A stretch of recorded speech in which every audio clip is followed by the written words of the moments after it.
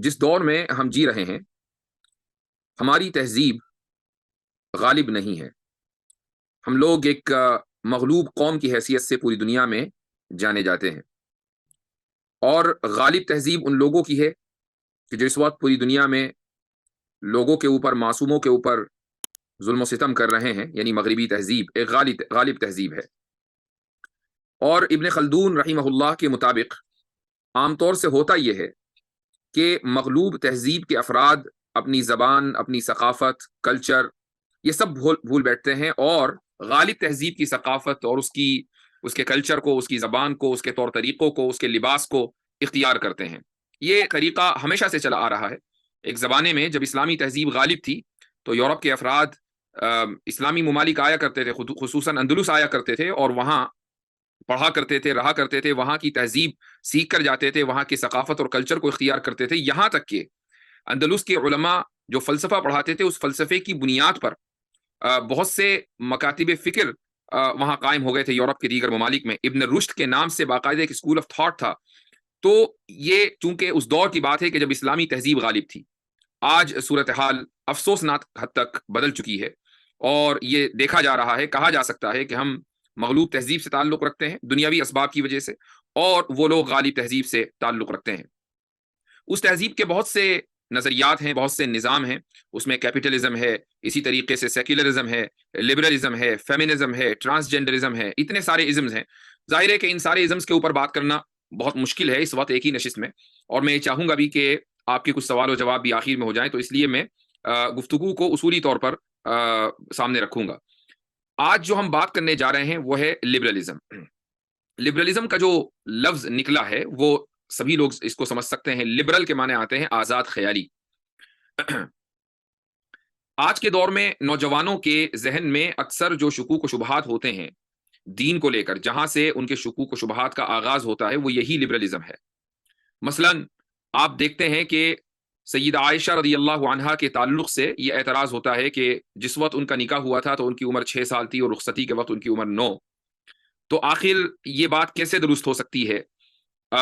رسول اکرم صلی اللہ علیہ وسلم کو تو اسوہ حسنہ ہونا چاہیے۔ یہ سوال ذہن میں آتا ہے لوگوں کے کہ، اور اسوہ حسنہ کا مطلب یہ ہے کہ بہترین ماڈل۔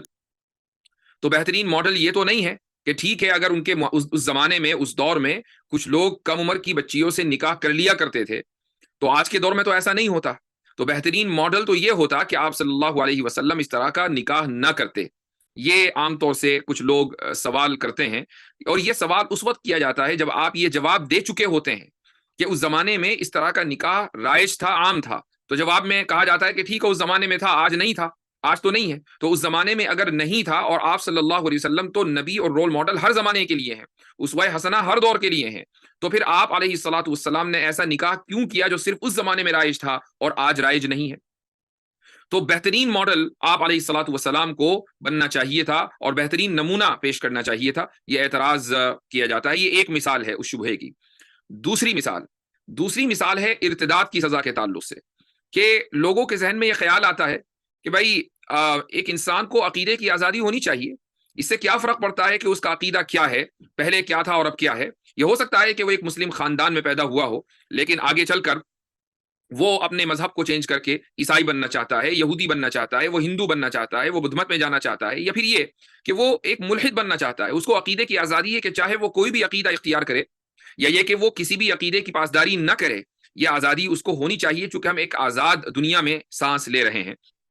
تو آخر کیا وجہ ہے کہ اسلام میں اگر ایک شخص مسلمان خاندان میں پیدا ہوا، یا اس نے اسلام قبول کیا اور اس کے بعد پھر وہ اسلام چھوڑ کر کسی دوسرے مذہب میں جانا چاہتا ہے، تو حکومت اس کے اوپر ارتداد کی سزا لاگو کرتی ہے، اور اس کو اس حالت میں اگر مرد ہے تو سزائے موت بھی دی جا سکتی ہے، اور اگر عورت ہے تو پھر حبس دائمی، یعنی وہ ہمیشہ جیل میں رہے یہاں تک کہ وہ توبہ کر لے۔ تو یہ کیسی آزادی ہوئی؟ یہ دوسرا شبہ عام طور سے پیش کیا جاتا ہے۔ تیسرا جو شبہ ہے وہ یہ کہ ہم ایک ایسے دور میں جی رہے ہیں کہ جہاں مرد اور عورت کے درمیان فرق ختم ہو گیا ہے، یعنی صلاحیتوں کے اعتبار سے فرق ختم ہو گیا ہے۔ مرد کے اندر جو صلاحیت ہے عورت کے اندر بھی صلاحیت ہے۔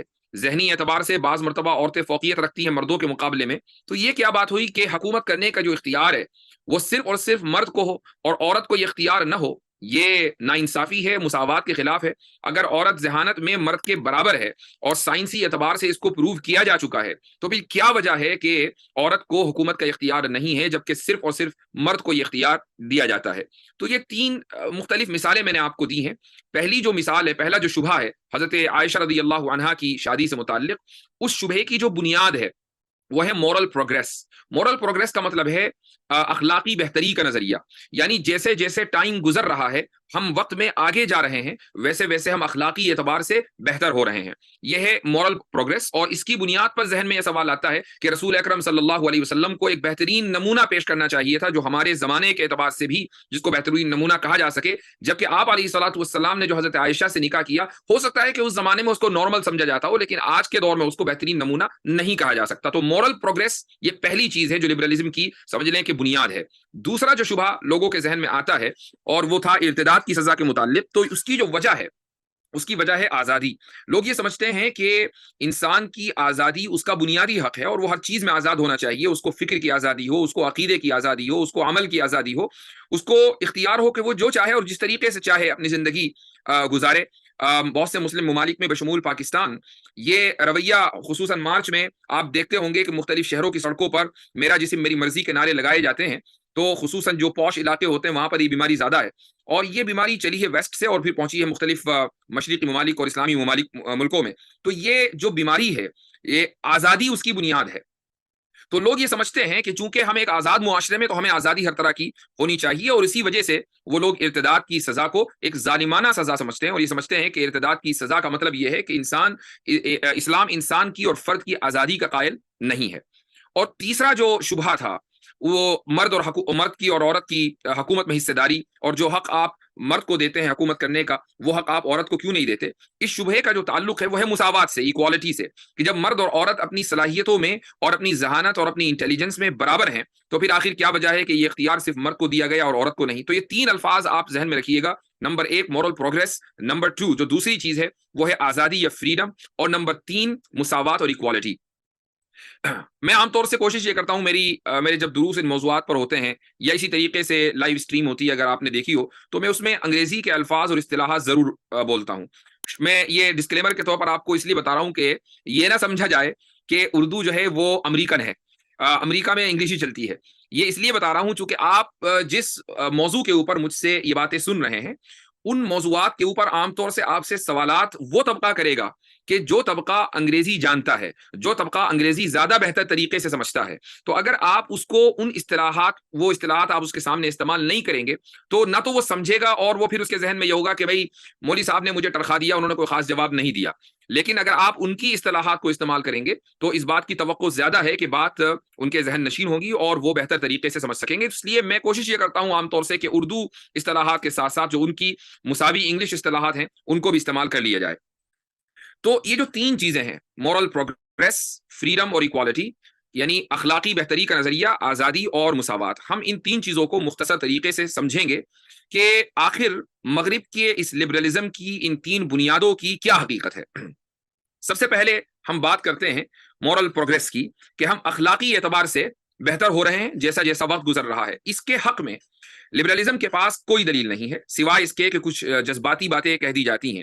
مثلا آپ اگر اس موضوع پر مغربی میڈیا میں یا اسی طریقے سے مغربی جامعات میں اور جو ان کے مجلات اور رسائل ہیں ان میں جب آپ اس موضوع کے اوپر مضامین پڑھیں گے تو آپ کو سوائے جذباتی دلیلوں کے کچھ اور نہیں ملے گا۔ مثلا آپ سے یہ پوچھا جائے گا کہ کیا آپ کو یاد نہیں ہے کہ آج سے 40 سال پہلے یا 30 سال پہلے یا 10 سال پہلے، جو بھی آپ کی عمر ہے، اس وقت حالات آج کی بنسبت زیادہ خراب تھے، یعنی ہم کم ترقی یافتہ تھے، آج ہم ترقی یافتہ زیادہ ہیں۔ آج ہمارے پاس موبائل فون ہے، انٹرنیٹ کی سہولت ہے۔ آج سے 15-20 سال پہلے انٹرنیٹ کی یہ سہولت نہیں تھی جو آج ہے۔ اسی طریقے سے ہمارا جو نظام صحت ہے وہ آج بہتر ہو رہا ہے، نئی نئی ٹیکنالوجی ایجاد ہو رہی ہے، نئی نئی دوائیں آ رہی ہیں۔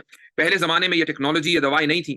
مثلا اگر کسی آدمی کو سرجری کرانی ہوتی تھی تو یہاں تک کہ ایک زمانہ وہ تھا کہ بے ہوشی کے لیے ہمارے پاس کوئی ٹیکنیک نہیں تھی، اینستھیزیا نہیں دیا جاتا تھا، لیکن آج دیا جاتا ہے۔ اسی طریقے سے آپ اگر ماضی میں چلے جائیں آج سے چند سو سال پہلے، تو اس وقت صورتحال یہ تھی کہ मुल्कों में कहत साली पड़ा करती थी, सैलाब आया करते थे, कुदरती आफात हर तरफ होती थी, बीमारियां फैलती थी और हजारों लाखों नहीं बल्कि एक यानी मिलियंस की तादाद में अफराद लुक़्मा अजल बन जाया करते थे। तो क्या आप उस दौर में जाना चाहेंगे, या इस दौर में आप जिसमें जी रहे हैं कि जहां आपके पास टेक्नोलॉजी की सहूलत है, सेहत का निज़ाम बेहतर हो चुका है, बहुत से मुल्कों में माशियात बेहतर हो चुकी हैं, बहुत से मुल्कों में सियासी हालत में तवाज़ुन है, ये जो हम जिस दौर में जी रहे हैं ये उस दौर के मुकाबले में कहीं बेहतर है जो माजी में गुजर चुका है।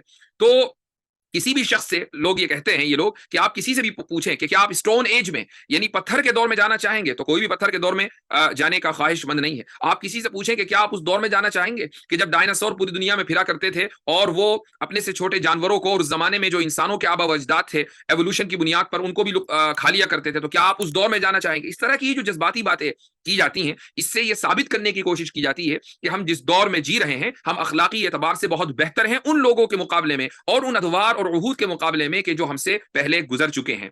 ये बुनियादी सी दलील है और इस दलील में कोई दम नहीं है। उसकी वजह क्या है? मैं इसके दो जवाब देता हूं। पहला जवाब यह है कि एक जमाना था, खुसूसन 1960 से पहले, कि जब पूरी दुनिया में, और आज भी मुस्लिम मुल्कों में यही सूरत हाल है, अक्सर मुस्लिम मुल्कों में, खुसूसन जहां यानी मगरिब की अभी हवा नहीं लगी है, वो ये कि लोग जिनसी पाकीज़गी को जिनसी आज़ादी के मुकाबले में ज्यादा अहमियत देते हैं। अब ये जिनसी पाकीज़गी क्या है और जिनसी आज़ादी क्या है, उसकी एक मिसाल है। मिसाल ये है कि एक शख्स मसलन कहीं शादी करना चाहता है, जिस लड़की से शादी करना चाहता है उस लड़की के बारे में उसको ये पता चला कि उसका पहले भी कहीं चक्कर चल रहा था, कहीं उसका कोई बॉयफ्रेंड था, उसके साथ वो भाग भी गई थी, उसके साथ कुछ दिन रही भी। अब ये है कि वो फाइनली सेटल होना चाहती है, शादी करना चाहती है, और रिश्ते में यानी आप आए हैं, यानी आप कंसीडर कर रहे हैं कि भाई ऐसी लड़की से निकाह किया जाए या ना किया जाए। तो जाहिर है कि अगर एक शख्स दीनी माहौल में पला बढ़ा है, दीनी मिजाज रखता है, तो वो जिनसी पाकीज़गी को तवज्जो को अहमियत देगा, जिनसी आज़ादी को अहमियत नहीं देगा। यानी इसका मतलब ये है कि वो ये कहेगा कि भाई अगर एक खातून के जिससे मैं निकाह करने जा रहा हूं उसमें इतनी पाकीज़गी नहीं है कि वो अपनी, या इतनी ये उसको अपनी इस्मत और इफ़्फ़त और इज्जत की अहमियत नहीं है, तो फिर मैं ऐसी औरत से निकाह क्यों करूं? अगर वो ऐसी औरत है कि वो जिस मर्द के साथ चाहे भाग जाए और जिसके साथ वो चाहे सो ले, तो फिर ऐसी औरतों को फिर ऐसे ही मर्द मुबारक हो, हमें ऐसी जगह शादी नहीं करनी है। इसका मतलब ये है कि आपके नजदीक जिनसी पाकीज़गी ज्यादा अहम है जिनसी आज़ादी के मुकाबले में। फिर उसके बाद 1960 में क्या हुआ? ये जो मैंने 1960 का जो वक्त बयान किया है वो इसलिए कि अमेरिका में एक इनकलाब आया 1960 में, और इसको कहा जाता है सेक्सुअल रेवोल्यूशन। ये पहले यूरोप में इसका आगाज हुआ और उसके बाद ये अमेरिका तक पहुंचा। सेक्सुअल रेवोल्यूशन यानी जिनसी इनकलाब। इस इनकलाब के नतीजे में हुआ ये कि पूरी दुनिया में जो आज आप देखते हैं कि नौजवान पोर्नोग्राफी के अंदर मुब्तला हैं। पोर्न इंडस्ट्री कोई छोटी मोटी इंडस्ट्री नहीं है, बल्कि अरबों डॉलर की इंडस्ट्री है। इसी तरीके से प्रोस्टिट्यूशन आम है। ये इस तरह की जो चीजें हैं ये 1960 के बाद से चली हैं, और उसके नतीजे में फिर ये हुआ कि पूरा मुआशरा मगरिब का तब्दील हुआ, निकाह की अहमियत खत्म हो गई और लिविंग रिलेशनशिप एक मामूल की चीज बन गई। पहले बच्चे होते हैं और उसके बाद फिर वालिदैन ये डिसाइड करते हैं कि चलो भाई अब 15-20 साल साथ में रह लिए तो शादी का भी सोचें। ये जो माहौल बदला है वो इसलिए बदला है चूंकि जिनसी आजादी को अब ज्यादा अहमियत दी जाती है जिनसी पाकीजगी के मुकाबले में। अगर आप मगरिबी मुआशरे में जाएं और वहां जाकर ये पूछें किसी लड़के से कि क्या तुम किसी ऐसी लड़की से निकाह करना पसंद करोगे कि जिसका पहले से कोई बॉयफ्रेंड रहा हो, तो वो लड़का आपको झट ये कहेगा, अगर वो लिबरलिज्म से मुतासिर है, क्या इससे मुझे क्या फर्क पड़ता है, हर एक का एक पास्ट होता है, हमें उसके पास्ट में देखने की जरूरत नहीं है। अगर वो पास्ट में, माजी में अगर उसका कोई बॉयफ्रेंड था और उसके साथ उसका जिनसी ताल्लुक था तो कोई हर्ज नहीं है, मेरा भी ऐसा ही था। तो अब यह है कि हम जिंदगी के अंदर हमें आगे बढ़ना चाहिए, यह है जिनसी आजादी। तो जिनसी पाकीजगी की अब कोई अहमियत नहीं है, जिनसी आजादी की अहमियत है। 1960 से पहले जिनसी पाकीजगी की अहमियत थी, जिनसी आजादी की अहमियत नहीं थी। तो अब यहां पर सवाल यह होता है कि जिस प्रोग्रेस को, जिस बेहतरी को आप बेहतरी कह रहे हैं और ये मान रहे हैं कि हम अब अखलाकी एतबार से जैसे जैसे टाइम आगे बढ़ रहा है बेहतर हो रहे हैं, इस बात की क्या दलील है कि ये जो जिनसी आजादी को आप एक बेहतरीन अखलाकी कदर मानकर चल रहे हैं ये आगे चलकर नहीं बदलेगी? हो सकता है कि कोई दूसरा इनकलाब आ जाए और दूसरे इनकलाब के नतीजे में कोई दूसरी चीज आ जाए और जिनसी आजादी भी खत्म हो जाए और इसको समझा जाए कि नहीं ये तो माजी में हुआ करता था जिनसी आजादी, आज तो हम बहुत आगे निकल चुके हैं। इसका मतलब तो ये है कि ये एक ऐसी बेहतरी है कि जिसकी कोई मंजिल नहीं है, जिसका कोई हदफ नहीं है, जिसका कोई निशाना नहीं है, यानी आप हमेशा आगे बढ़ते ही रहेंगे رہیں گے اور کبھی بھی آپ بہتری کی جو آخری منزل ہے اس تک نہیں پہنچ پائیں گے، کیونکہ آپ جس زمانے میں بھی ہوں گے آپ یہی کہیں گے کہ ہم جیسے جیسے ٹائم آگے بڑھ رہا ہے ہم بہتر ہو رہے ہیں، اور آپ پرانے زمانے کو آپ بدتر کہیں گے، لیکن آپ کبھی بھی ایک رول ماڈل نہ تو اپنے آپ کو بنا سکیں گے، نہ ہی کسی کو بطور رول ماڈل آپ دنیا کے سامنے پیش کر سکیں گے، چونکہ رول ماڈل کو کبھی اچیو کیا ہی نہیں جا سکتا، یعنی آپ یہ کہہ ہی نہیں سکتے کہ یہ اسوہ حسنہ ہے، چونکہ جس اسوے کو بھی آپ اسوہ حسنہ کہیں گے وہ ہمیشہ بدل سکتا ہے، اس سے بہتر ہو سکتا ہے جیسا کہ ٹائم آگے گزرے گا۔ تو یہ ایک ایسی حقیقت ہے کہ مورل پروگرس کہنے کو تو آپ نے ایک نظریہ دے دیا، لیکن اس کا حصول ناممکن ہے۔ یہ ہمارا پہلا جواب ہے۔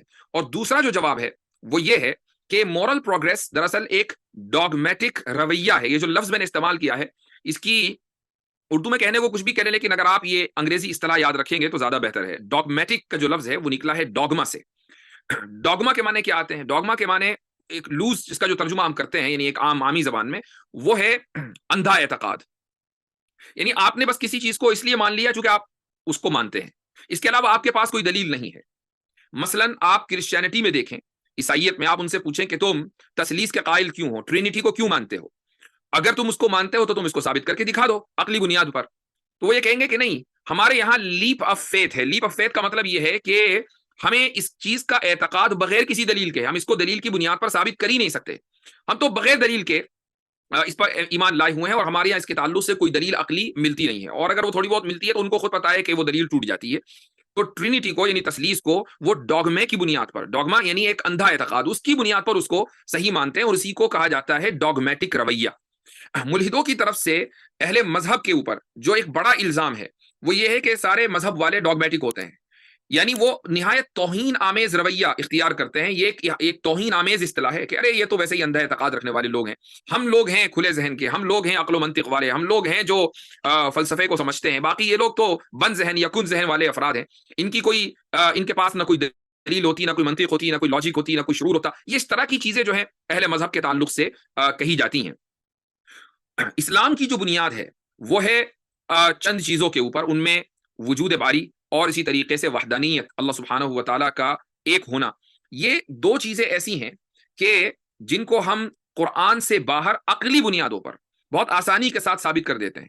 اگر آپ حضرات، اور میں سمجھتا ہوں کہ شاید آپ اس وقت جو اجتماع ہے وہ تمام ان لوگوں کا ہے کہ جو مدارس کی اپنی تعلیم مکمل کر چکے ہیں، تو اگر یہ بات ہے تو شرح عقائد میں آپ نے برہان تمانع پڑھی ہوگی، اور برہان تمانع میں اللہ سبحانہ و تعالیٰ کی توحید کو ثابت کیا جاتا ہے۔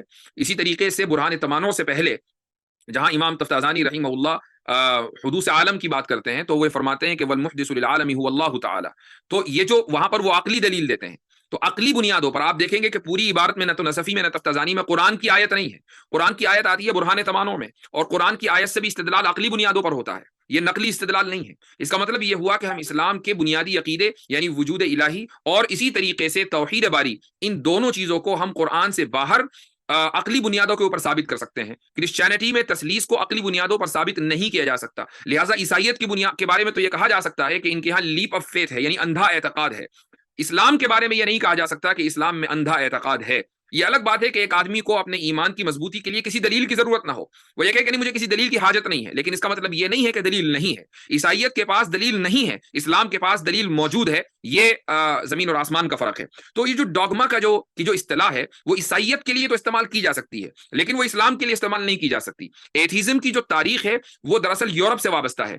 جو ملاحدہ تھے آج سے تقریباً 50-60 سال پہلے، اور جو گزشتہ صدیوں میں جو ملاحدہ آئے ہیں یورپ میں، تو ان سب کا مقابلہ عیسائیوں سے تھا، تو انہوں نے ڈوگما کا جو لفظ ہے وہ عیسائیت کے لیے استعمال کیا۔ لیکن آج کے دور کے جو ملاحدہ ہیں وہ یہی اصطلاح مسلمانوں کے لیے، اسلام کے لیے استعمال کرتے ہیں، جو کہ بنیادی طور پر غلط ہے۔ اب یہاں پر جو میرا دوسرا جواب ہے مورل پروگرس کے حوالے سے وہ یہ ہے کہ مورل پروگرس ایک ڈوگمیٹک رویہ ہے۔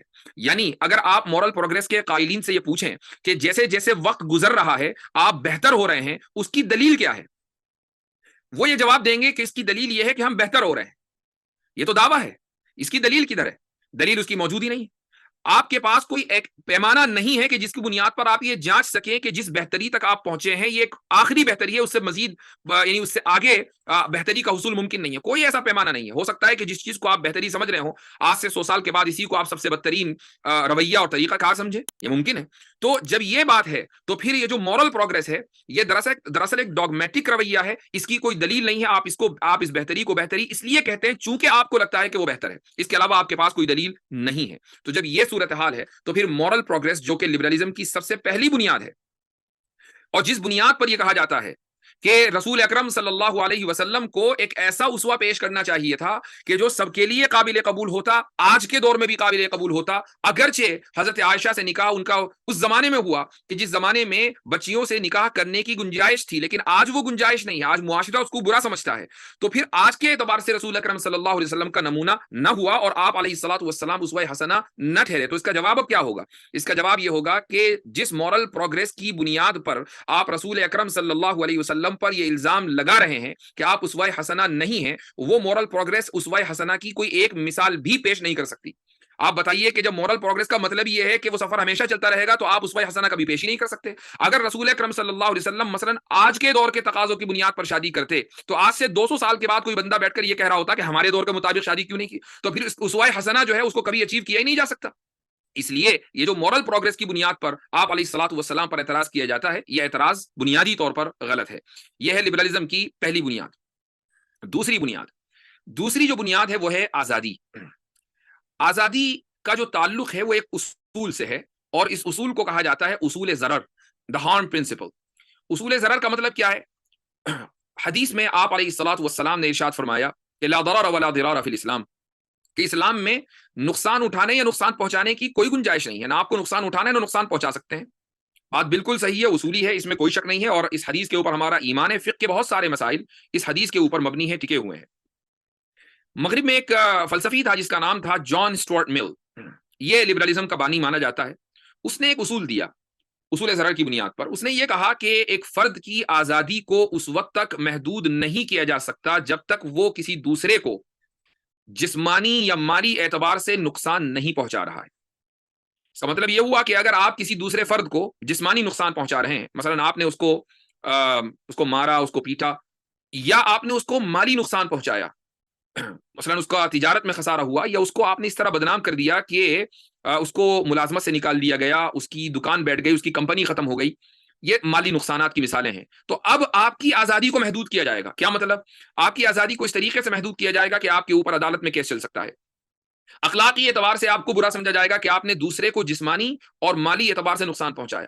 لیکن اگر آپ دوسرے کو نقصان نہیں پہنچا رہے، نہ تو آپ جسمانی اعتبار سے اور نہ ہی مالی اعتبار سے، ذہنی اعتبار سے پہنچا رہے، کوئی مسئلہ نہیں ہے، تو آپ کی اس حرکت کو غیر اخلاقی نہیں کہا جا سکتا، آپ پر قانونی کارروائی نہیں کی جا سکتی. اسی طریقے سے ایک آدمی دوسرے کو نقصان نہیں پہنچا رہا ہے، اپنے کو نقصان پہنچا رہا ہے، کوئی مسئلہ نہیں ہے، آپ اپنے کو چاہے جتنا نقصان پہنچائے. اسی بنیاد پر آپ دیکھیں کہ اس اصول کو جب مغرب نے اختیار کیا تو اس کے کیا کیا نتیجے نکلے. مغربی ممالک میں بہت سے علاقے ایسے ہیں کہ جہاں پر خودکشی کرنا نہ صرف یہ کہ درست ہے بلکہ قانونی اعتبار سے بعض حالات میں اس کے لیے مدد فراہم کی جاتی ہے. ابھی اسی ہفتے کا واقعہ ہے کہ نیدرلینڈز میں وہاں کے سابق وزیر اعظم اور اس کی بیوی نے دونوں نے مل کر خودکشی کی. دونوں اچھی خاصی عمر کے تھے، غالباً شوہر 90 سے زیادہ کا تھا اور بیوی شاید 80 کے اواخر میں تھی. تو وہ دونوں بیماری میں مبتلا تھے. تو دونوں نے یہ فیصلہ کیا کہ بھائی ساتھ اتنے عرصے رہیں تو ساتھ ہی مریں گے. اور وہاں حکومت نے یہ قانون بنایا ہوا ہے کہ ایسی صورتحال میں حکومت مدد کرے گی خودکشی کرنے پر. تو حکومت نے مدد کی کیونکہ اگرچہ نقصان پہنچ رہا ہے لیکن یہ آدمی نقصان اپنے کو پہنچا رہا ہے، کسی دوسرے کو نہیں پہنچا رہا. یہ بالکل درست ہے مغربی تہذیب کے یا لبرلزم کے اس اصول کی بنیاد پر. اسی طریقے سے اگر آپ اس اصول سے متاثر ہیں اور اس اصول کو صحیح سمجھتے ہیں تو آپ کسی کی بھی غیبت کریں، کوئی مسئلہ نہیں ہے. کسی پر بہتان لگائیں، کوئی مسئلہ نہیں ہے. آپ کسی کو زانی کہہ دیں، کوئی مسئلہ نہیں ہے. آپ یہ کہیں کہ فلاں کا تو فلاں سے چکر چل رہا تھا، کوئی حرج نہیں ہے. سامنے والے کے جذبات کو آپ کتنا ہی ٹھیس پہنچائیں، کوئی مسئلہ نہیں ہے. مغرب میں آپ دیکھتے ہوں گے کہ دن رات اسلام کے خلاف بکواس کی جاتی ہے، قرآن کریم کی کاپیاں جلائی جاتی ہیں، رسول اکرم صلی اللہ علیہ وسلم کی شان میں گستاخیاں کی جاتی ہیں. یہ کس بنیاد پر کیا جاتا ہے؟ وہ کہتے ہیں کہ ہم آپ کو نہ تو جسمانی نقصان پہنچا رہے ہیں مسلمانوں کو، اور نہ ہی ہم آپ کو کوئی مالی نقصان پہنچا رہے ہیں، اور ذہنی یا جو جذباتی نقصان ہے اس کے ہم قائل نہیں ہیں. تو آپ اگر ذہنی طور سے متاثر ہو رہے ہیں تو ہوتے رہیں، ہم آپ کے مال کو اور آپ کی جان کو کچھ نہیں کہہ رہے ہیں. لہٰذا ہمیں حق ہے کہ ہم قرآن کی کاپی بھی جلائیں گے اور ہمیں حق ہے کہ ہم رسول اکرم صلی اللہ علیہ وسلم کی شان میں گستاخی بھی کریں گے. یہ جو پورا نظریہ ہے یہ دراصل اسی اصول ضرر سے متعلق ہے.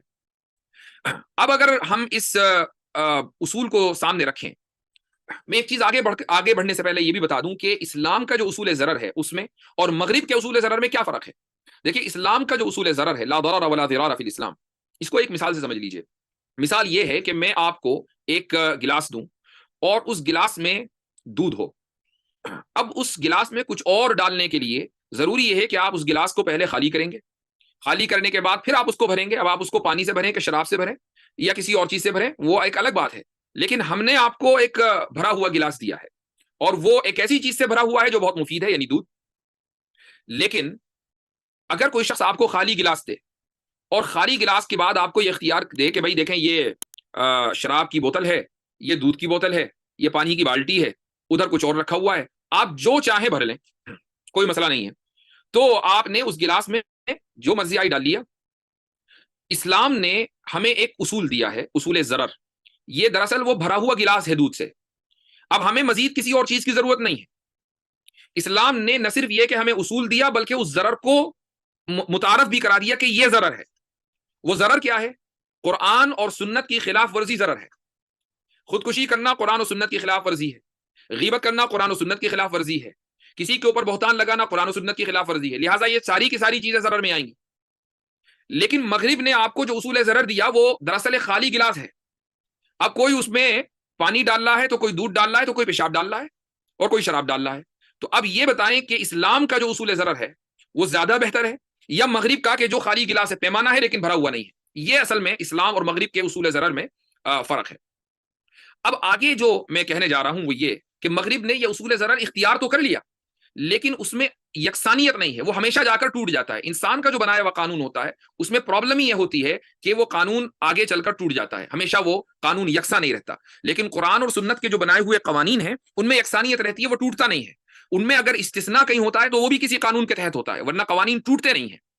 تو اب آپ دیکھیں کہ آپ کسی ایسے شخص سے کہ جو مغربی تہذیب کا پروردہ ہو، اس سے آپ یہ پوچھیں کہ بھائی یہ بتاؤ کہ نفرت کرنا کیا ایک اچھی چیز ہے یا بری چیز ہے اخلاقی اعتبار سے؟ کیا مجھے نفرت کرنے کی آزادی ہے؟ اگر سامنے والا عام لبرل ہوگا وہ یہی کہے گا کہ ہاں بالکل، آپ کو نفرت، جس سے بھی نفرت کریں، آپ جس سے محبت کریں، آپ کو آزادی ہے۔ آپ پوچھیے کہ مجھے ہٹلر سے بڑی محبت ہے، تو کیا اس ہٹلری محبت کی مجھے آزادی ہے یا نہیں؟ تو اب چونکہ مغرب اس لفظ کے لیے بہت زیادہ حساس ہے اور اس کی وجہ یہ ہے کہ مغربی تہذیب کے اوپر یہودی انفلوئنس بہت ہے۔ آپ نے ہٹلر کا نام لیا اور اگر اس سے محبت کا اظہار کر دیا بہت سے ممالک میں تو آپ جیل میں چلے جائیں گے۔ اس محبت کا آپ اظہار نہیں کر سکتے، آپ کو نفرت ہی نفرت کرنی ہے۔ تو اب آپ دیکھیں کہ مغرب کے بہت سے ممالک نے ہٹلر سے محبت اور نفرت کی بنیاد پر قانون بنا دیا کہ اگر آپ اس سے محبت کریں گے اور اس محبت کا اظہار کریں گے تو یہ قابل سزا جرم ہے، جبکہ نفرت اور محبت سے میں کسی کا نقصان نہیں کر رہا ہوں، میں نے کسی کا جانی نقصان نہیں کیا، میں نے کسی کا مالی نقصان نہیں کیا، اس کے باوجود بھی نفرت اور محبت کی اس آزادی کو، میری اس آزادی کو محدود کر دیا گیا۔ تو دیکھیں مغرب کا جو اصول ضرر تھا وہ ٹوٹ گیا۔ اسی طریقے سے ایک اور مثال، آپ کسی سے پوچھیں کہ کیا آپ سمجھتے ہیں کہ آپ کو اتھارٹی کی، یعنی جو بھی شخص ہے جس کے پاس اختیار ہے، اتھارٹی ہے، وہ حکومت بھی ہو سکتی ہے، وہ پولیس بھی ہو سکتی ہے، وہ والدین بھی ہو سکتے ہیں، وہ مدرسے کے محتمم بھی ہو سکتے ہیں، وہ استاد بھی ہو سکتے ہیں، یہ ایک بہت براڈ لفظ ہے، کیا آپ کو اتھارٹی کی عزت کرنی چاہیے اور اس کی بات ماننی چاہیے؟ تو سامنے والا کہے گا کہ ہاں بالکل ماننی چاہیے۔ اب آپ دیکھیں کہ اس سے اگر یہ سوال کیا جائے کہ میں یہ چاہتا ہوں کہ میں اتھارٹی کی بالکل عزت نہ کروں، تو کیا مجھے اس کی آزادی ہے؟ کیا آپ مجھے ابھی بھی ایک بااخلاق انسان اور باکردار انسان کہیں گے؟ تو جواب یہ آئے گا کہ نہیں، اتھارٹی کی عزت کرنی چاہیے، یہ بہت اچھی بات ہے، کیونکہ اگر آپ اتھارٹی کی عزت نہیں کریں گے تو ملک میں انارکی پھیل جائے گی، آپ حکومت کے قوانین نہیں مانیں گے تو ملک میں انارکی پھیل جائے گی۔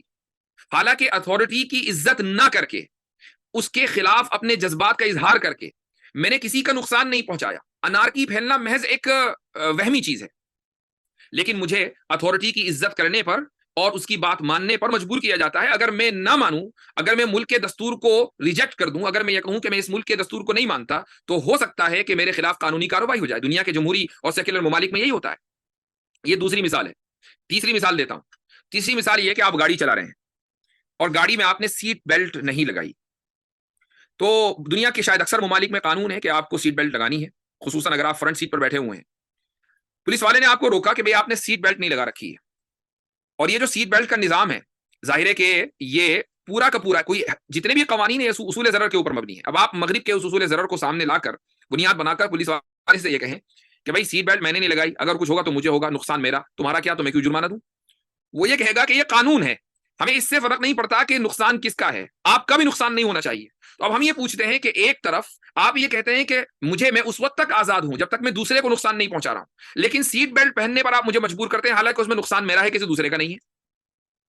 تو یہ جو اصول ضرر ہے مغرب کا, یہ ٹوٹ جاتا ہے. اب ہم آتے ہیں اس شبہے کے اوپر کہ جو بہت سے لوگوں کے ذہن میں آتا ہے کہ اسلام میں ارتداد کی سزا کیوں ہے. ابھی میں نے تھوڑی دیر پہلے یہ بات کہی کہ اتھارٹی کی عزت کرنا اگر نہ کی جائے تو ملک میں انارکی پھیل سکتی ہے. اسی طریقے سے ایک آدمی اگر دارالاسلام میں رہتا ہے اور وہ اپنے ارتداد کا اعلان کر دے, سزا تو جب ہی ہوگی نا. ایک آدمی اگر اپنے ذہن میں اپنے دل میں کفر کو چھپائے ہوئے تو حکومت کو کیا پتا کہ وہ کافر ہے کہ مرتد ہے کہ مسلمان ہے. کتنے ہی منافقین تھے جو چھپے ہوئے منافق تھے اور بعض کھلم کھلا بھی تھے, لیکن وہ اپنے ارتداد کا اعلان نہیں کرتے تھے. یہ نہیں کہتے تھے کہ ہم اب مسلمان نہیں رہے, ان کے اوپر سزا جاری نہیں ہوئی.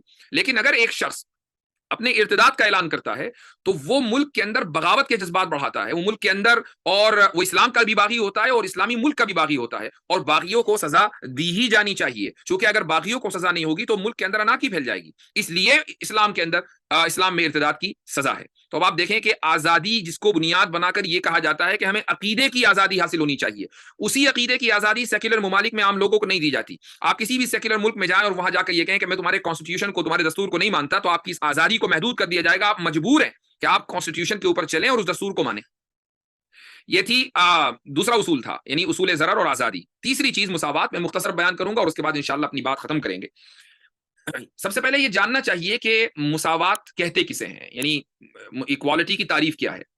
مساوات کہتے ہیں کہ دو یکساں چیزوں کو یکساں ان کے ساتھ معاملہ کرنا اور دو مختلف چیزوں کے ساتھ مختلف انداز سے معاملہ کرنا, اس کو کہا جاتا ہے مساوات.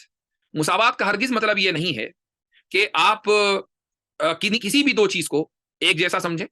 مثلا آپ ٹیبل کو اور کتاب کو ایک سمجھیں کہ جس طریقے سے آپ کتاب پڑھ کر اپنے علم میں اضافہ کرتے ہیں تو ٹیبل کو چاٹ کے بھی اپنے علم میں اضافہ کریں گے, ایسا نہیں ہوگا. ٹیبل کا اپنا الگ مقام ہے اور کتاب کا اپنا الگ مقام ہے.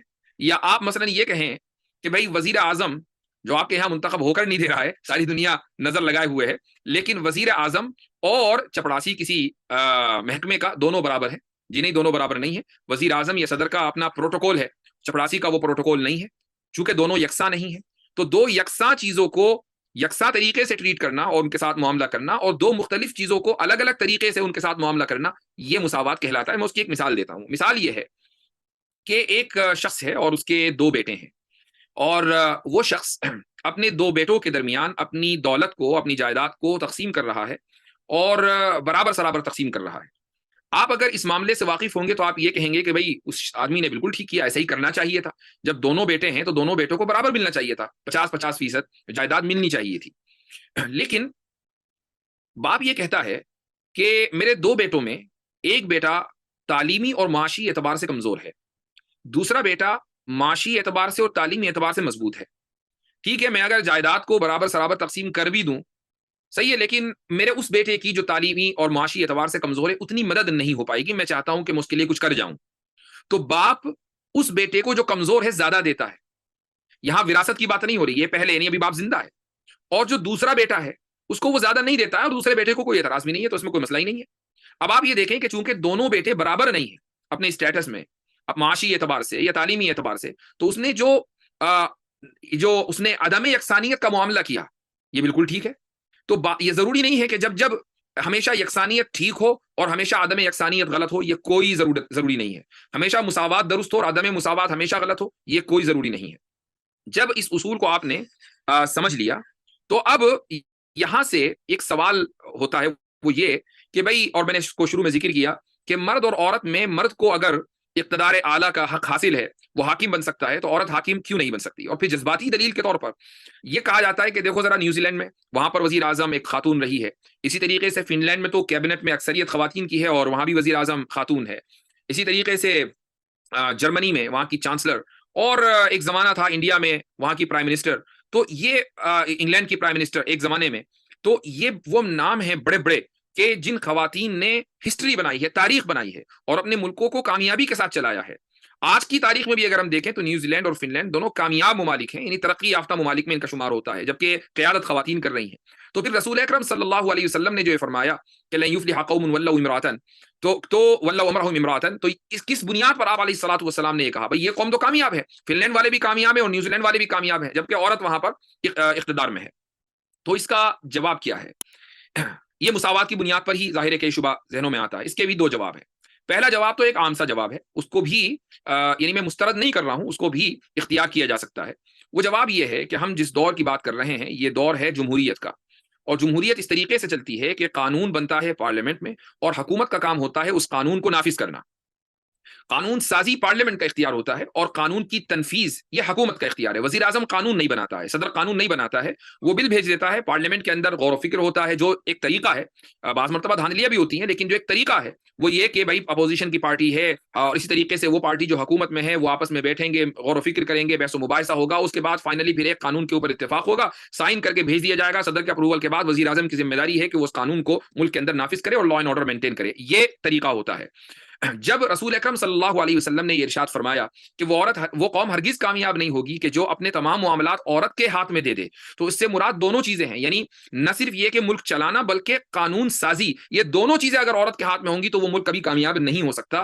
یہاں پر جو جس دور میں ہم جی رہے ہیں جمہوریت میں، فن لینڈ کی مثال ہو، نیوزی لینڈ کی مثال ہو، یا اسی طریقے سے انگلینڈ کی یا انڈیا یا جہاں جہاں کی بھی خواتین ہیں، ان تمام جگہوں کے اوپر حکومت میں خواتین اس وقت رہی ہیں جبکہ جمہوریت اپنے شباب پر تھی، یعنی جمہوریت اپنے عروج پر، کہ جہاں قانون بنانے والی پوری ایک کمیٹی ہے، اس میں کئی سو ممبران ہیں، اور اس عورت کا کام کیبنٹ کی مدد سے، مختلف لوگوں اور مشیروں کی مدد سے اس قانون کی تنفیذ ہے۔ تو مکمل اختیار اس عورت کے ہاتھ میں نہیں ہے، اس لیے یہ حدیث اس صورتحال کے اوپر اپلائی نہیں ہوتی۔ یہ ایک عام طور سے کہہ دیا جاتا ہے جو ٹھیک ہے، یعنی اس میں کوئی ایسی خلاف واقعہ بات نہیں ہے۔ لیکن ایک اور بات میں کہنا چاہوں گا، اور وہ یہ ہے کہ آپ یہ دیکھیں کہ اگر اس موضوع کے اوپر آپ مطالعہ کریں گے عورت کی سربراہی کے تعلق سے، تو شروع سے لے کر آپ کو سلف صالح میں آپ کو اجماع ملے گا ان کے یہاں کہ عورت کے تعلق سے سب کا نظریہ یہی ہے کہ عورت حاکم نہیں بن سکتی، سربراہ نہیں بن سکتی۔ اب آخر کیا وجہ ہے کہ امت نے اس تعلق سے اجماع کر لیا؟ کوئی گنجائش ہی نہیں نکلتی ہے، تو کوئی نہ کوئی وجہ تو ہوگی۔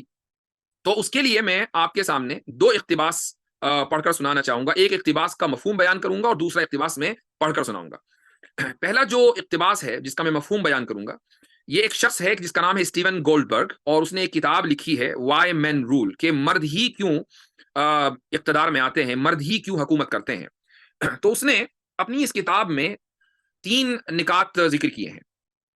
پہلا نقطہ اس نے ذکر کیا ہے جس میں، اور یہ تینوں چیزیں بڑی اہم ہیں، اس کو غور سے سنیے گا۔ پہلا نقطہ ہے پدر نوازی، جس کو انگریزی میں کہا جاتا ہے پیٹریارکی۔ وہ یہ ہے کہ تاریخ کے تمام ادوار میں اور دنیا کی تمام تہذیبوں میں آپ کو پدر نوازی ملے گی، یعنی مرد کو اختیار دیا گیا ہے، مرد کو اختیار دیا جاتا رہا ہے حکومت چلانے کا، قیادت کرنے کا۔ صرف ایک ملک کی یا ایک معاشرے کی بات نہیں ہو رہی ہے، تمام تہذیبوں میں اور تاریخ کے تمام ادوار میں۔ اب اگر آپ یہ کہیں کہ بھئی حضرت سلیمان علیہ الصلوۃ والسلام کے زمانے میں تو ملکہ بلقیس تھیں، تو آپ ان الفاظ کے اوپر غور کریں۔ وہ الفاظ کیا ہیں؟ وہ یہ کہ تاریخ کے تمام ادوار میں، تمام تہذیبوں میں، ملکہ بلقیس کے جس علاقے میں وہ حکومت کر رہی تھی اس کی اپنی کوئی الگ سے تہذیبی شناخت نہیں تھی، بس ایک ملک تھا۔ جیسا کہ آج دنیا کے اندر بہت سے ممالک ہیں جن کی اپنی کوئی تہذیبی شناخت نہیں ہے، ہم بات کر رہے ہیں تہذیبوں میں۔ تو پدر نوازی ہمیشہ غالب رہی ہے، اور جس کو ہم انگریزی میں پیٹریارکی کہتے ہیں، یعنی مرد کو یہ اختیار دیا جاتا رہا ہے کہ وہ حکومت کرے گا، قیادت اس کے پاس رہے گی اور عورت کے پاس قیادت نہیں رہے گی۔ یہ پہلا نقطہ اس نے ذکر کیا ہے۔ تو جب تمام تہذیبوں کا اس کے اوپر اتفاق ہے تو پھر صرف اسلام کو اور علماء سلف کو نشانہ بنانا کہ انہوں نے اجماع کیسے کر لیا، انہوں نے اگر اجماع کیا ہے تو وہ تمام تہذیبوں کے اس فطری جو ان کا خیال یا ان کا رویہ ہے اس کو سامنے رکھ کر انہوں نے اجماع کیا ہے، اور بہرحال نصوص تو ان کے سامنے تھی ہی۔ پہلی چیز۔ دوسرا جو نقطہ ہے وہ دراصل ایک اصطلاح ہے، اور یہ ہے میل اٹینمنٹ۔ یعنی میل اٹینمنٹ کا مطلب ہے مردوں کی حصول یابیاں۔ اگر آپ دیکھیں تاریخ کے تمام ادوار اور تہذیبوں میں تو مردوں کی جو حصول یابیاں ہیں وہ عورتوں کے مقابلے میں کہیں زیادہ ہیں۔ آپ دنیا میں دیکھیں بڑے بڑے جرنل، وہ آپ کو مرد ملیں گے، خواتین نہیں ملیں گی۔ سب سے زیادہ موجودہ دور میں اگر کوئی ملک جنگ کرتا ہے تو وہ امریکہ ہے۔ امریکہ میں جتنی بھی جرنلز ہیں وہ سارے کے سارے مرد ہیں، خاتون کوئی جنرل منتخب نہیں ہوئی ہے۔ اسی طریقے سے اس وقت جو جنگ چل رہی ہے رشیا اور یوکرین میں، دونوں طرف مرد ہیں، عورت کا کوئی دور ذکر ہی نہیں ہے۔ اسرائیل فلسطین کے اوپر حملے کر رہا ہے تو وہاں پر بھی جو قیادت ہے اسرائیل کی وہ مردوں کے ہاتھ میں ہے. تو جو بڑے بڑے جرنیلز ہیں وہ مرد ہیں. صنعت و حرفت کے میدان میں آپ دیکھیں گے تو بڑے بڑے سائنسداں آپ کو مرد ملیں گے, خواتین نہیں ملیں گی. کھیل کے میدان میں آپ دیکھ لیجئے تو جتنے مشہور نام ہیں کھلاڑیوں کے وہ سارے کے سارے مرد ہیں. یعنی ہر فیلڈ میں چاہے وہ کرکٹ ہو, ٹینس ہو, خواتین کو بھی لایا گیا ہے. لیکن بتائیے کتنے لوگ خواتین پلیئرز کے نام جانتے ہیں؟ جبکہ مدرسوں کے ماحول میں کہ جہاں عام طور سے سوشل میڈیا, ٹی وی وغیرہ سے دوری اختیار کی جاتی ہے یا کم سے کم کی جانی چاہیے, اگر آپ وہاں کے طلبا سے پوچھیں کہ بھائی آج کل کرکٹ میں کس کا بڑا نام ہے, فٹ بال میں کس کا بڑا نام ہے, ٹینس میں کس کا بڑا نام ہے, تو کھٹاکھٹ طلبا جو ہے وہ بتانا شروع کر دیتے ہیں. ان کو پتا ہوتا ہے مردوں کے نام. لیکن اگر آپ انہی سے پوچھ لیں کہ اچھا ٹینس اسٹار کون ہے, اچھا کرکٹ میں ہماری جو قومی ٹیم ہے اس کی کپتان کون ہے, اسی کا نام نہیں پتا ہوگا. اس کا مطلب یہ ہے کہ جو اسپورٹس کی جو دنیا ہے, ابھی کچھ عرصے پہلے قطر میں جب فیفا ورلڈ کپ ہوا تو اس میں تمام کی تمام ٹیمیں مردوں کی تھیں, عورتوں کا کسی کو خیال ہی نہیں آیا. اگرچہ ورلڈ کپ منعقد قطر میں ہوا لیکن یہ تہذیب تو مغربی تہذیب ہے, یہ شناخت تو مغربی شناخت ہے, تو عورتوں کی ٹیمیں کدھر گئیں؟ تو یہ جو میل اٹینمنٹ ہے, یہ جو حصولیابیاں ہیں مردوں کی وہ زیادہ ہیں, تاریخ اس کو زیادہ یاد رکھتی ہے اور لوگ اس کو زیادہ اہمیت دیتے ہیں عورتوں کی حصولیابیوں کے مقابلے میں. یہ دوسرا نقطہ ہے. تیسرا نقطہ ہے میل ڈومیننس, یعنی مردوں کا غلبہ. تو اسی طریقے سے تاریخ کے تمام ادوار میں اور تمام تہذیبوں میں مرد ہمیشہ مختلف میدانوں میں غالب رہے ہیں. جب کوئی مشکل فیصلہ لینے کا وقت آیا تو مردوں نے مشکل فیصلے لیے ہیں. جنگوں میں شامل ہونا ہے تو یہ فیصلے مردوں نے لیے ہیں. ملکہ بلقیس نے جب مشورہ کیا تھا تو اپنے جرنیل سے کیا تھا اور وہ تیار تھے کہ ہم لڑیں گے, لیکن ملکہ بلقیس نے جنگ نہیں لڑی. اگر آپ نیوٹرل ہو کر اس کو دیکھیں, یعنی آپ یہ تھوڑی دیر کے لیے آپ قرآن کریم سے باہر آ جائیں اور دیکھیں کہ ملکہ بلقیس اور سلیمان علیہ الصلوۃ والسلام یہ دونوں آمنے سامنے ہیں اور ملکہ بلقیس نے جنگ کو ٹال دیا, جنگ نہیں ہوئی. مجھے بتائیے کہ اس میں کس قوم کا نقصان ہوا؟ اپنی تہذیبی اور ثقافتی اعتبار سے کس کا نقصان ہوا؟ کیا حضرت سلیمان علیہ السلام کی قوم کا نقصان ہوا یا ملکہ بلقیس کی قوم کا نقصان ہوا؟ ایمانی اعتبار سے تو ان کا فائدہ ہوا کہ سب مؤمنین ہو گئے, لیکن اگر آپ نیوٹرل ہو کر دیکھیں تو ملکہ بلقیس کا نقصان تھا. ملکہ بلقیس کی قوم کو کون جانتا ہے؟ ان کی تہذیب مٹ گئی, ان کی شناخت مٹ گئی, ان کی ثقافت مٹ گئی, ان کا کلچر مٹ گیا, وہ سب کے سب ضم ہو گئے حضرت سلیمان علیہ السلام کی قوم میں. تو آپ دیکھیں کہ جس ایک عورت کے اقتدار کا قصہ قرآن کریم میں ہے اسی کی قوم کی کیا حالت ہوئی ہے. تو جو میل ڈومیننس ہے یعنی مردوں کا غلبہ, یہ تیسرا نقطہ ہے کہ جس کو اسٹیون گولڈبرگ نے ذکر کیا ہے. اور یہ تینوں چیزیں ایک مرد کے اندر, پیٹریارکی, میل اٹینمنٹ اور میل ڈومیننس, ایک مرد کے اندر یہ تینوں چیزیں فطری اعتبار سے ہوتی ہیں, بایولوجیکل اعتبار سے ہوتی ہیں. یعنی یہ معاشرے کی پیدا کردہ نہیں ہے بلکہ یہ ہماری جسم کے اندر اللہ سبحانہ و تعالیٰ نے, ہمارے خالق نے, ہمارے بنانے والے نے ان چیزوں کو ہمارے جسم کے اندر رکھا ہے. مرد کو اسی طریقے سے بنایا اور عورت کو اسی طریقے سے بنایا. اب میں بہت جلدی ایک اقتباس آپ کو پڑھ کر سناتا ہوں. یہ دوسرا اقتباس ہے اسکاٹ بیری کافمین کا. یہ ایک ویب سائٹ ہے scientificamerican.com, اس کے اوپر اس کا یہ ایک آرٹیکل ہے اور اس نے میرے پاس انگلش کا بھی اقتباس ہے لیکن میں آپ کو اس کا ترجمہ پڑھ کر سنا رہا ہوں. اور یہ جو میں آپ کو سنا رہا ہوں جہاں سے, یہ دراصل اطلاع عرض ہے. بعض مرتبہ ایڈورٹائز بھی تو کرنا پڑتا ہے نا. تو میری یہ کتاب انشاءاللہ آ رہی ہے جو رد الحاد کے موضوع پر ہے اور بہت جلدی انشاءاللہ وہ آپ حضرات کے ہاتھوں میں پہنچے گی. تو یہ اس کا بہرحال اس میں حصہ ہے. تو وہ یہ کہتا ہے کہ اوسطاً مرد زیادہ تسلط رکھنے والے, اقتدار پسند, زور آور, خطرات مول لینے والے, سنسنی خیز, سخت مزاج والے, جذباتی اعتبار سے مستحکم اور نفع پسند ہوتے ہیں. نفع پسند کا کیا مطلب ہے؟ یعنی جس چیز میں نفع ہوگا وہ کام کریں گے اور جس چیز میں نفع نہیں ہوگا اسے چھوڑ دیں گے, یہ ہے نفع پسند. اور تصورات و خیالات کا استقبال کرنے والے ہوتے ہیں. یعنی کسی نئی چیز کے محض تصور کو نہ صرف یہ کہ سوچنے والے بلکہ اسے پکا کر, اس تصور کو پکا کر کھلانے والے بھی مرد ہی ہوتے ہیں. یہی وجہ ہے کہ تاریخ میں مردوں نے ہی زیادہ ایجادات کی ہیں, کیونکہ کسی بھی چیز کو ایجاد کرنے سے پہلے خالی تصور ذہن میں آنا چاہیے, پھر آپ اس پر سوچیں گے, اس پر کام کریں گے, یہاں تک کہ وہ ایک حقیقت کی شکل میں سامنے آ جائے گا. ذہانت کے اوپر اعتماد کرنے میں بھی مرد عورتوں سے آگے ہیں.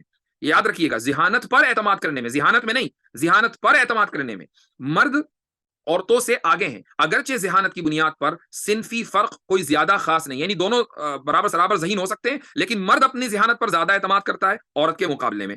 مرد ایسی جماعتیں بناتے ہیں کہ جو مقابلہ آرائی کرتی ہیں. ان جماعتوں کے اندر درجہ بندی ہوتی ہے کہ یہ لیڈر ہے, اس کے نیچے اور اس کے نیچے, اس کو یہ ہائرارکی جس کو کہا جاتا ہے. اور یہ درجہ بندی بہت زیادہ مستحکم ہوتی ہے, جس میں ایک فرد کا جماعت سے جو رشتہ ہے اس میں جذبات کا کوئی دخل نہیں ہوتا. جہاں تک دوسروں سے رابطے کی بات ہے تو مرد عورتوں کے مقابلے میں زیادہ تحکمانہ لہجہ اختیار کرتا ہے اور وہ دوسروں کو زیادہ, اگر سامنے والا کوئی غلط بات کہہ رہا ہے تو دوسروں کو زیادہ انٹرپٹ کرتا ہے, روکتا ہے اس کو بیچ میں. اب یہ تو مردوں کی صفت ہو گئی. اب ذرا عورتوں کے بارے میں سنیے کیا کہتا ہے. مضمون کا عنوان بھی بتا دوں، مضمون کا عنوان ہے taking sex differences in personality seriously, یعنی شخصیت میں صنفی فرق کو سنجیدگی سے لیا جانا چاہیے۔ تو مردوں کا جو فرق ہے وہ تو بیان کر دیا، اب عورتوں کے بارے میں بیان کرتا ہے۔ اس کے مقابلے میں خواتین اوسطاً زیادہ میل جول رکھنے والی، زیادہ حساس، زیادہ ہمدرد، خوش اسلوب، زیادہ فکر مند، اپنی صلاحیتوں کے اوپر شبہ کرنے والی ہوتی ہیں، وہ جمالیات سے زیادہ متاثر ہوتی ہیں۔ تو عورتوں کے اندر صلاحیت ہوتی ہے لیکن ان میں اعتماد کی کمی ہوتی ہے، تو وہ جمالیات سے زیادہ متاثر ہوتی ہیں۔ اوسطاً خواتین دو طرفہ تعاون پر مبنی محبت آمیز رشتے میں زیادہ دلچسپی رکھتی ہیں۔ دیکھیے ملکہ بلقیس نے کیا کیا تھا، جنگ چھوڑ دی تھی، دو طرفہ تعاون کر لیتے، چلو مل بیٹھ کر بات کر لیتے ہیں، میں تمہیں تحفے بیچتی ہوں، دیکھتے ہیں کہ وہاں سے کیا آتا ہے، یہ ہے دو طرفہ تعاون۔ تو اسی طریقے سے انہیں ایسے رشتے زیادہ پسند ہیں جن میں جذباتیت زیادہ ہو۔ مزید یہ کہ عورتوں کے اندر غیر مستحکم درجہ بندی ہوتی ہے، یعنی درجہ بندی ہوگی لیکن وہ درجہ بندی ٹوٹ جائے گی۔ تو ساس بہو کے اندر جو چپکلش رہتی ہے وہ اسی درجہ بندی کی وجہ سے ہوتی ہے کہ اگرچہ ساس کا رتبہ زیادہ ہوتا ہے ہمارے معاشرے میں، لیکن کبھی بہو اس کو تسلیم کرتی ہے، کبھی نہیں کرتی، ایک دن کرتی ہے دوسرے دن نہیں کرتی، یہ ہے وہ عدم استحکام۔ اسی طریقے سے خواتین زیادہ مساوات پسند ہوتی ہیں۔ جب جارحیت ہوتی ہے تو عورتوں کی جارحیت بالواسطہ ہوتی ہے، عورت یعنی ڈائریکٹ آ کر آپ پر حملہ نہیں کرے گی، وہ پیچھے سے کرے گی، کھلم کھلا محاذ آرائی نہیں ہوتی۔ البتہ خواتین کے اندر تبادلہ خیال کی زیادہ بہتر صلاحیت موجود ہوتی ہے۔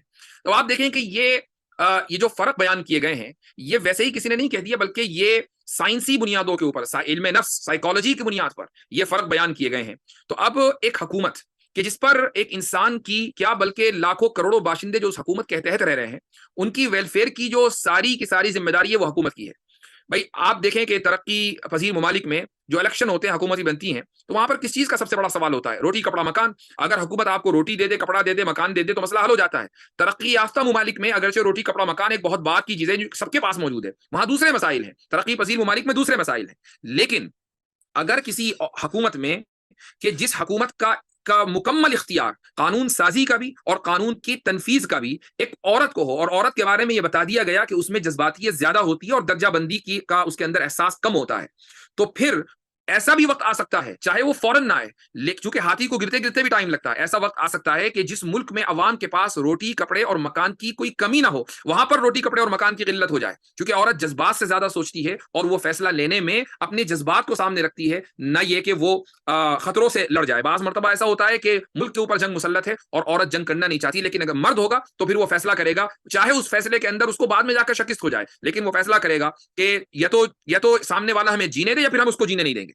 تو حکومت چونکہ ایک بہت حساس چیز ہے، اور عورتوں کے مزاج کے اندر یہ فرق ہے، مردوں کے مزاج میں یہ فرق ہے، آپ کے سامنے دونوں چیزیں آ گئی ہیں، اور تمام تہذیبوں میں مردوں کے اندر اللہ تعالیٰ نے پدر نوازی رکھی ہے، تمام تہذیبوں کا ریکارڈ ہمارے سامنے ہے، میل اٹینمنٹ اور اسی طریقے سے میل ڈومیننس، یہ تین چیزیں اللہ سبحانہ و تعالیٰ نے مردوں کے اندر رکھی ہے۔ اس بنیاد پر یہ کہا جا سکتا ہے کہ مرد اور عورت حکومت چلانے کی صلاحیت میں برابر نہیں ہے، اور جب برابر نہیں ہے تو پھر ان کو برابر کا درجہ کیسے دیا جا سکتا ہے؟ چونکہ مساوات کہتے ہیں کہ دو یکساں چیزوں کو یکساں طریقے سے ان کے ساتھ معاملہ کرنا اور دو مختلف چیزوں کے ساتھ مختلف طریقے سے معاملہ کرنا، تو جب مرد اور عورت اپنے جذبات اور اپنے فیصلوں میں الگ الگ ہیں تو پھر آپ ان کے ساتھ یکساں معاملہ کیسے کر سکتے ہیں؟ آپ یہ کیسے کہہ سکتے ہیں کہ جو اختیار مرد کو حکومت چلانے کا وہی اختیار عورت کو بھی ہونا چاہیے، جبکہ آپ دوسری طرف سائنسی بنیادوں پر دونوں کے درمیان فرق کو بھی واضح کرتے ہیں اور اس کو تسلیم کرتے ہیں؟ یہ ہے ڈبل اسٹینڈرڈ۔